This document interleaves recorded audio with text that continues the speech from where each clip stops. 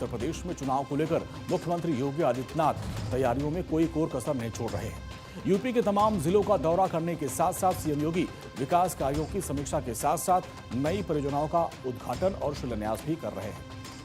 और इसी कड़ी में बुधवार को मुख्यमंत्री योगी आदित्यनाथ 2 दिवसीय दौरे पर गोरखपुर पहुंचे, जहां उन्होंने बीजेपी के बूथ अध्यक्षों को विधानसभा चुनाव 2027 में सफलता हासिल करने का मंत्र दिया। योगी राज बाबा गंभीरनाथ प्रेक्षागृह में आयोजित गोरखपुर शहर और गोरखपुर ग्रामीण विधानसभा क्षेत्रों से बूथ अध्यक्ष सम्मेलन में आए थे। इनको सीएम योगी ने संबोधित किया। उन्होंने कांग्रेस और समाजवादी पार्टी पर जमकर हमला बोला। सीएम ने दोनों दलों को देश में झूठा नैरेटिव फैलाने वाला बताया।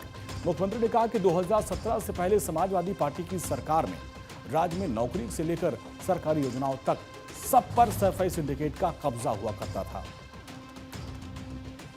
जो लोग आज से 9 वर्ष पहले उत्तर प्रदेश को शक और संदेह की निगाह से देखते थे, आज वे सम्मान और विश्वास की निगाह से उत्तर प्रदेश को देखते हैं, गोरखपुर को देखते हैं।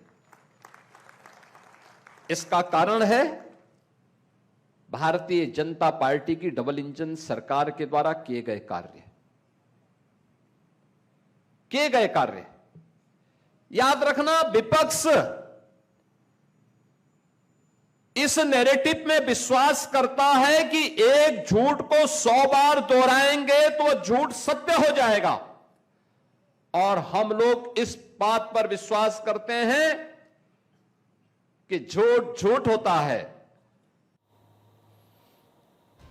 मुख्यमंत्री योगी ने कहा कि विपक्षी दलों ने पहले किसानों को भड़काया, अब छात्रों को भड़का रहे हैं, और यह भी कहा कि समाजवादी पार्टी और कांग्रेस जातियों को आपस में लड़वाने का काम करती हैं, साजिश के तहत आंदोलन कराकर छात्रों को बदनाम करती हैं। उन्होंने दिल्ली में जारी आंदोलन का नाम लिए बगैर कहा कि ऐसा ही सीए के विरोध में भी आंदोलन किया गया था।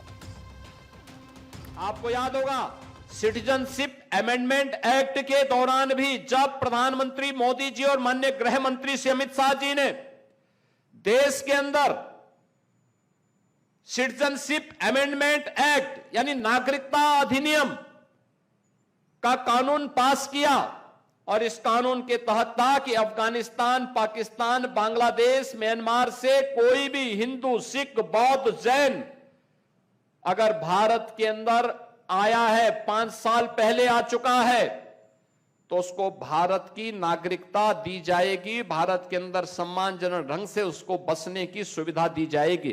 तो कांग्रेस, समाजवादी पार्टी और इनके अन्य सेकुलर दलों ने विरोध किया। मुस्लिम संगठन विरोध में आए, लंबे समय तक इनके द्वारा आंदोलन किया गया। इसके साथ ही मुख्यमंत्री योगी आदित्यनाथ ने बुधवार को एनएक्सी भवन में सभागार में अधिकारियों के साथ बैठक की और जिले के विकास कार्यों, बाढ़ बचाव और जल निकासी की तैयारियों की भी समीक्षा की। बैठक में उनका पूरा जोर जल निकासी को लेकर था। सीएम योगी ने 2 टूक कहा कि जो भी जरूरी तैयारी या व्यवस्थाएं हों उन्हें सुनिश्चित की जाए। उन्होंने निर्देश दिया कि किसी भी हालात में जल भराव नहीं दिखना चाहिए। हम लोग गुड़धवा नाले का निरीक्षण करते हुए आ रहे हैं। जैसा यहाँ पे सांसद जी ने, महापौर जी ने बताया है कि जब नाला नहीं था तो गोरखपुर के उत्तर क्षेत्र के 17-18 वार्ड ऐसे थे जो बारिश में पूरी तरह जलमग्न हो जाते थे। अब आपके सामने गुड़धोवा नाला है, ऐसे लगता है जैसे पूरी नदी के रूप में बह रही हो, यानी इसको पुनर्जीवित किया गया है।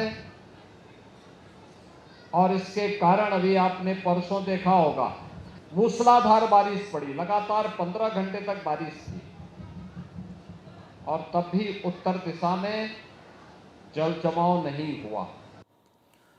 दौरे के पहले दिन सीएम योगी का पूरा फोकस संगठन और कार्यों पर था।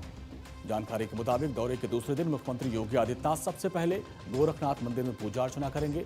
इसके बाद जनता दर्शन कार्यक्रम में लोगों की समस्याओं को सुनेंगे और अधिकारियों को तुरंत उनके समाधान का निर्देश देंगे। इसके बाद मुख्यमंत्री देवरिया बाईपास पहुंचेंगे और वहां पर करीब 995 करोड़ रुपए की योजनाओं का वो तोहफा देंगे। इस कार्यक्रम के दौरान वो जनसभा को भी संबोधित करेंगे।